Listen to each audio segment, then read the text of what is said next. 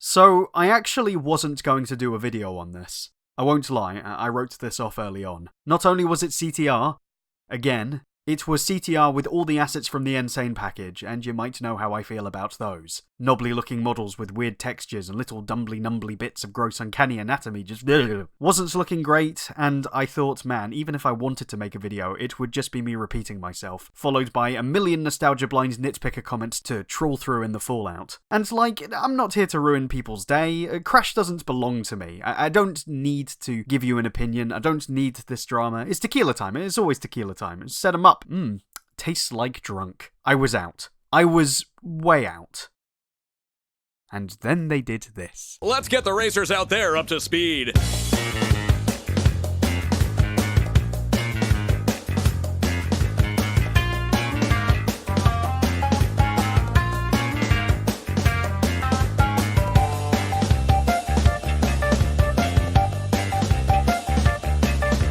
Today we kick off our next Grand Prix, an event where unhinged lunatics will compete for trivial prizes in daring challenges. Drive fast and good luck. Yeah, I'm a rube, I know. But if you're gonna start jangling the keyring of obscure Crash characters at me, I'm gonna get at least a little curious. Who in their right mind thought we'd ever see in current year the likes of Crunk, Geary, Chicken Stew? Prepare the chips and beans to serve, the breakfast has arrived at last. Fan service, yes, not terribly original, but this is kind of different. Let me be frank, compose myself for a second. I really like this. Outside of some glaring issues, because, trust me, there are issues. Of all the remakes, it feels the most appropriate, partly because it's not just a remake. This game does something for the Banda brand I think is worth discussing, cause fellas, even the commercials are good. You know, my startup's not gonna start itself, so let's Oh, you're cool. All right, here we go. Now, I thought the point of Insane was to take a brand that was stale and reintroduce it to the world in the cleanest way possible. I may not have felt it was all that and a bag of chips, but from a business perspective, I get it. You take the universally beloved original trilogy, ignoring all the spin-offs that didn't do so good, you bring it back to the public eye after a period of mourning, you hook new fans, you automatically please the old ones, in theory, and you wipe the slate clean, sending a message about the potential to move forward with something new. A fresh start. Nah, I'm just kidding, here's everything else again. Haha, lol. But it's not just everything else again. It's everything else repurposed. It's everything else that maybe had potential or didn't work, dropped into a game that absolutely did. For years, every Crash game since the Naughty Dog trilogy and CTR has tried to recapture an aspect of the original game's popularity, by carbon copy, by inspiration, by reference, by attempts at modern relevancy through mad tats, but each title lacked consistency moving forward. Sure, there'd be nods to the games before, it's a big part of why Twinsanity was so exciting at the time, but they'd also scream, yeah, okay, but look at what I'm doing! And bit by bit, those overlapping voices tried to drown each other out, creating what became, when viewed as a whole, a very disjointed series. Different approaches that seemed to be competing rather than growing. Naughty Dog would look over every now and then and make some snarky comment about this in the press, which made things feel even more pointless. Well, CTR Nitro Fueled doesn't do that. It brings all of it back. All of it. And puts it in one well-made package. For the first time, Crash is being acknowledged as a full-fat franchise. Fat. Beanox are no strangers to that approach. One of the reasons I think they were allowed to keep the Spider-Man brand for as long as they did was because their games made meaningful inclusions based on the brand's wider history. The games weren't great, admittedly, in fact they mostly sucked, but they were interestingly conceptualized. If you liked Spider-Verse, you have this game to thank. And Dan Slott, I'll give the guy his due, for popularizing a lot of what got included, even if maybe they tried to do something similar before. I think they understand there's a win-win benefit to tipping your hat to an existing fan base and using that to create something that appeals to a wider audience anyway, instead of sacrificing one element for another entirely. And once you start doing that, new exciting ideas will follow based on what's already in the cultural pot, rather than contriving some left-field reboot gimmick for the 16th time or whatever. It does help that this was a game that actually benefits from modern technology's interference. CTR was already an extremely good template. All most fans wanted were the benefits of any other popular racer. Online modes, customization, a slew of new characters, a sense of growing competition and community, things the original was never going to offer on its own. Now, can I talk for if the base game is as good as the original?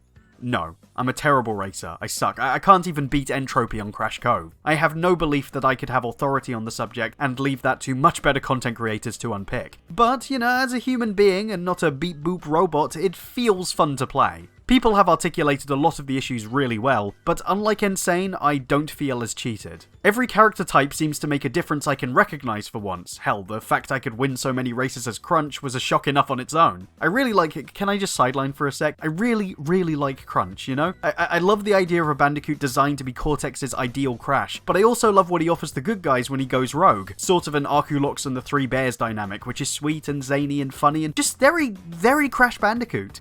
Can you see how validating it is to have that character be invited to the party? To an actually good video game? You hearing me? You awake? No? Oh dear. CTR Nitro Fueled, taking cues from other Crash games for its additional content, turns this from a retread of titles past into a massive net positive. I think the moment I sat up like, wah, was when they announced all of the tracks from CNK would be included. Am I excited because it means they won't redo CNK, signaling that it won't be an endless conveyor belt of remakes until I'm 50? Yes, but I'm more excited because CNK was inferior to CTR, a supremely optimistic but flawed product, with sticky wheels and not so great tracks and Nash. Fish people. But through the lens of CTR's controls, CNK's blueprints become 13 new tracks to enjoy. They've actually done what I always advocate for. Instead of just remaking a successful game, they've improved a flawed one.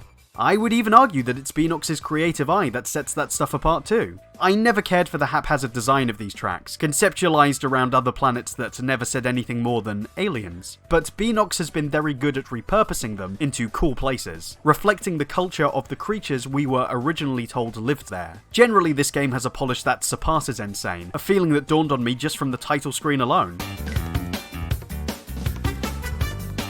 Yeah, alright mate, I'll get to it. Just give us a sec to finish. Just don't take the piss, okay? The level design, the colour choices, the animations, the lighting all feel more professionally polished. The music drags in one or two places, but it's actually got a style of its own that I think people are going to like on its own merits, rather than everything sounding like lesser imitations, maybe thanks to Josh Mansell getting to help consult.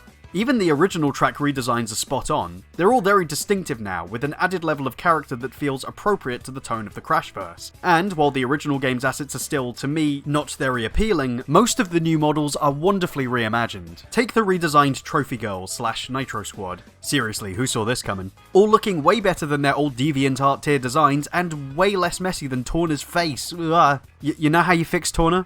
You swap her design out for Isabella. No one will know, furries will love it. Shh. I would hope that a future game would continue refining the look as this does, rather than stick to the Insane assets forever. I'm not expecting a drastic change, but subtle alterations already present here show that you can ease into stronger designs as things move ahead on top of established material. Mario's been getting away with this for years and y'all didn't even notice.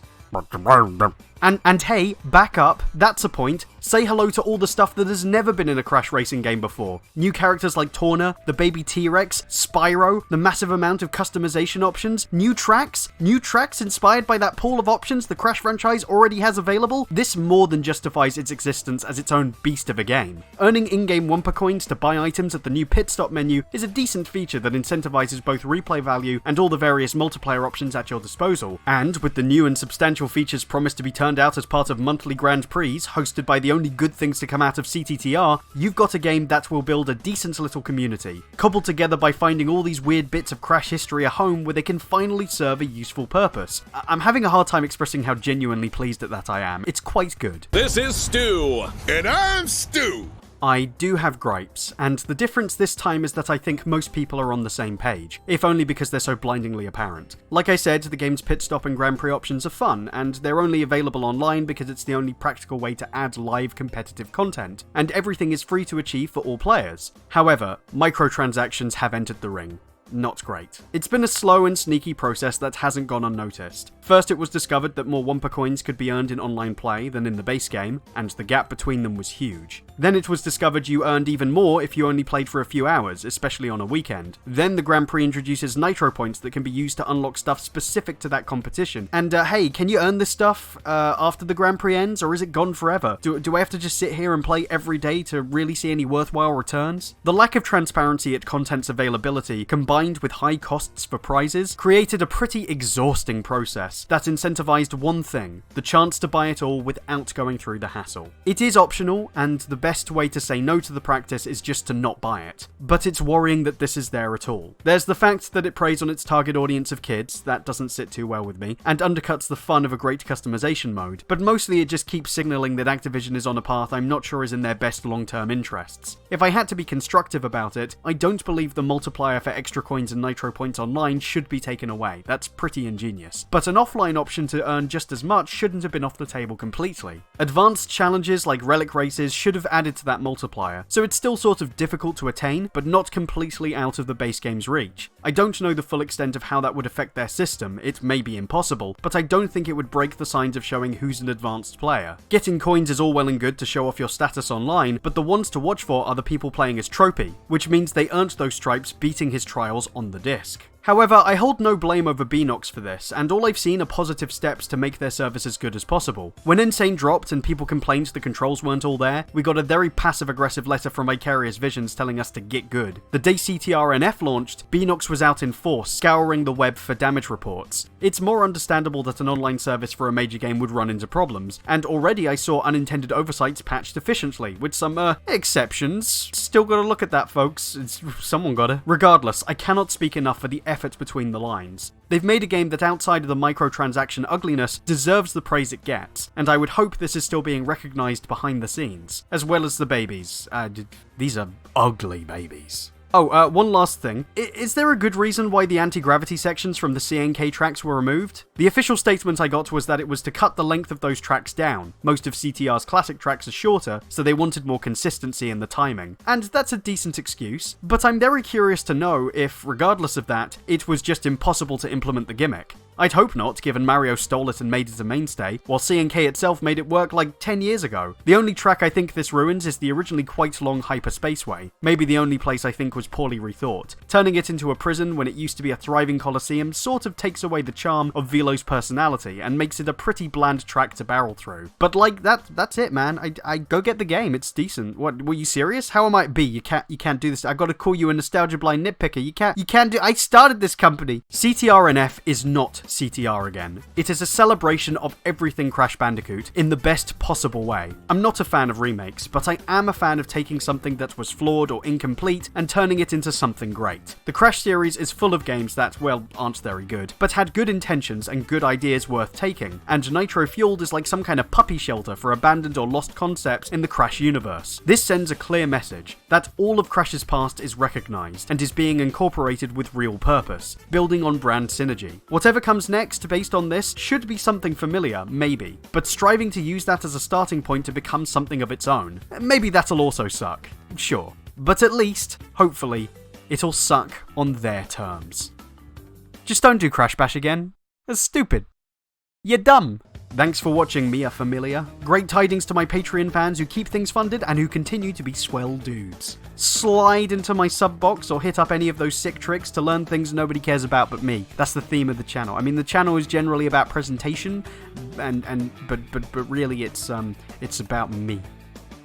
Bye. God, I bet Rillaroo comes back. Jesus Christ.